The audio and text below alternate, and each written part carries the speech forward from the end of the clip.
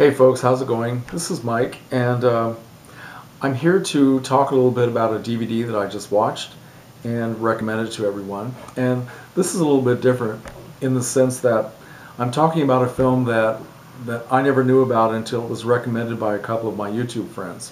And when I did my movie for the year 1955, I did Rebel Without a Cause, directed by Nicholas Ray. And two of my YouTube friends, DrHasslein and Jcrashinthecar, both made comments on that video, and they both recommended that I see another Nicholas Ray film from the year 1956 called Bigger Than Life. And I had never heard of this film, certainly never seen it, and I'm kind of embarrassed to say that I just knew nothing about it because I consider myself to be a fan of Nicholas Ray, but I haven't seen everything that he's directed. So I was very intrigued, and I decided to look for this. Found it online with no problem, but I wanted to see if I can get it a little bit faster, so I went to my local Barnes & Noble, which this is a Criterion collection film, I found out, and Barnes & Noble has, of course, a huge Criterion collection section. So I went there, they didn't have it, I decided to order it, because I'd rather do business locally than online if I can. So the film came this weekend, and here it is, Bigger Than Life. Bigger Than Life, and I watched this tonight, and wow, I am so grateful to my two friends for recommending this because it is a marvelous film. It's a lot like Rebel Without a Cause in the sense that it does show the dark, confused underside of middle class American society in the 1950s.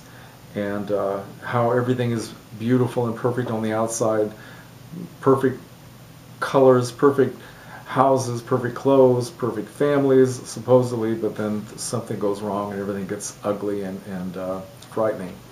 So I'm very happy to have this. And okay, this film was released by 20th Century Fox, and as I said, it stars James Mason. Well, maybe I didn't say, but it stars James Mason, Barbara Rush, and Walter Matthau. And it's also produced by James Mason. And in the theatrical trailer, which is included in the package, he says that it's the first time he ever worked as a producer. I'm not really sure why he would choose this film, but it's fascinating that he would make this kind of a choice, considering the fact that only 2 years previous to this, 1954, he had given another brilliant performance as an addict in A Star Is Born, opposite Judy Garland. In that case, he was playing an alcoholic. It was just a marvelous, sensitive, heartbreaking performance by James Mason. So 2 years later, he does something else. In this film, he plays a man who is a school teacher in a small town, married to Barbara Rush, beautiful wife, and they have a young son, played by an actor named Christopher Olsen, who was very good in the film. And James Mason, his character, his character's name is Ed Avery, right? Ed Avery, and he is moonlighting as, whoop, I just knocked the camera out of my face. He's moonlighting as a cab company dispatcher at night without telling his wife, because he's trying to make enough money to keep their suburban life going. He's worried about his wife and son not having everything they should have. So he's working his ass off, and but he's starting to have health problems, unexplained bits of pain in different parts of his body. So it finally becomes impossible for him to hide these things that are happening to him. So he goes to the hospital, has a series of tests, which are really almost like a science fiction movie in the film, the way they're portrayed, and then he finds out that he has this rare disease that unfortunately could lead to an early death. But his doctors tell him that there is a treatment that is experimental. There's a new drug that's being called a wonder drug, and the name of the drug is cortisone.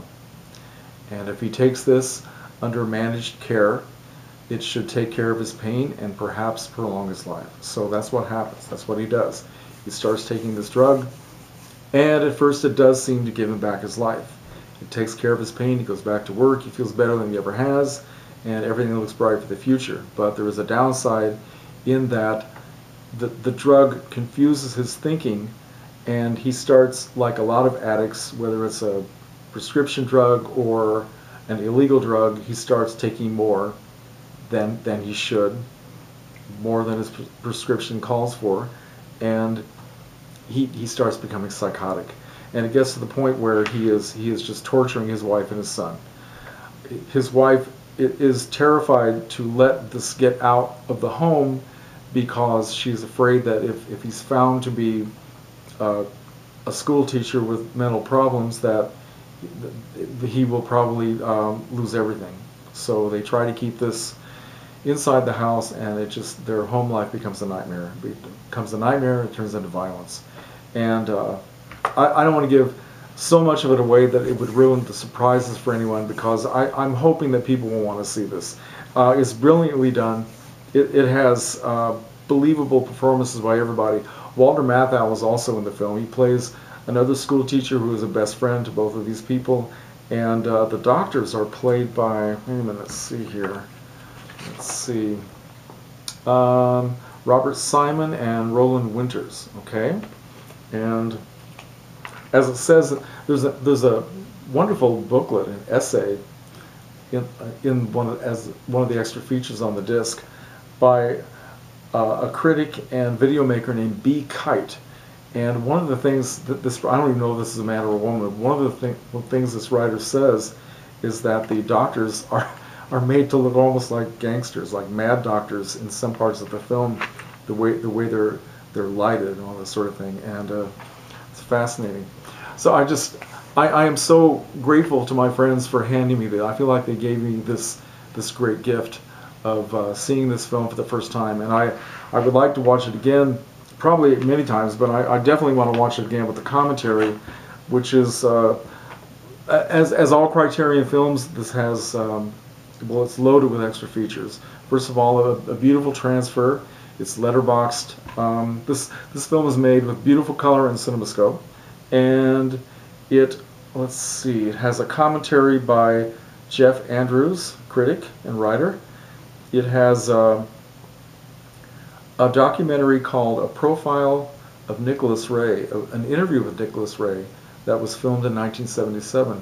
I'm not sure exactly when Nicholas Ray died, but I don't think it was too long after that. But it's a fascinating interview to hear him talk about his views on filmmaking, and the guy who did the interview focused mostly on Rebel Without a Cause, which of course is fascinating.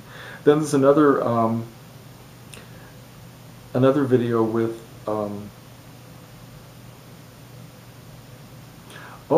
Nicholas Ray's widow, Susan Ray. She talks about him, and also another author that I'm not familiar with named Jonathan Lethem. He does a very provocative video essay about Bigger Than Life. Says a lot of really fascinating things. And one of the things that a lot of the people, especially in the written essay, talk about in relation to this film is Nicholas Ray's use of symbolism with the color and the lighting. And that's something that I find fascinating to read about and to study. But for me to sit here and try to say intelligent things about the use of color in this or any other film, I just can't do it. I'm not that smart, I'm not that perceptive, and I feel like I'm a student. I'm trying to learn, so it is just something that does interest me quite a bit.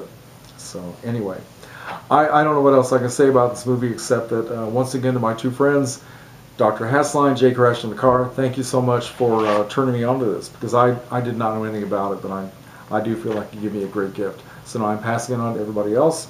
If you happen to be a fan of Criterion Collection films, and I think this is something you would like to look for, it's definitely worthwhile.